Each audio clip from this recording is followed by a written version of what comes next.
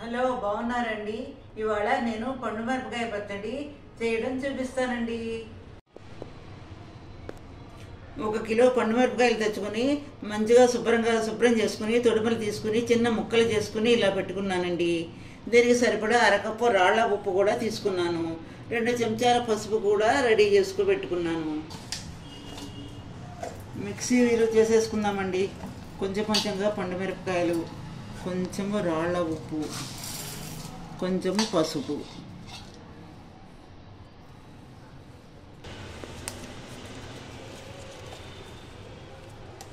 కొంచెం అవ్వాలండి. మిక్సీ చేసుకున్నది ఇలా సీసాలోకి తీసేసుకుంటున్నానండి. ఇది మనం ఇలా ఉప్పు పసుపు వేసుకుని ఫ్రిడ్జ్లో పెట్టుకుంటే 1 సంవత్సరం పాటు ఉంటుందండి. మనం అవసరమైనప్పుడు బూడిద ఉమ్మడికాయ వడియాలను, క్యాబేజీ వడియాలను, కూర వడియాలను వాడుకోవచ్చండి. అలాగే మనం రోటి పచ్చళ్ళు చేసుకున్నప్పుడు అండి పచ్చిమిరపకాయల బదులుగా ఈ పండు మిరపకాయ వేసుకుంటే చాలా బాగుంటుందండి.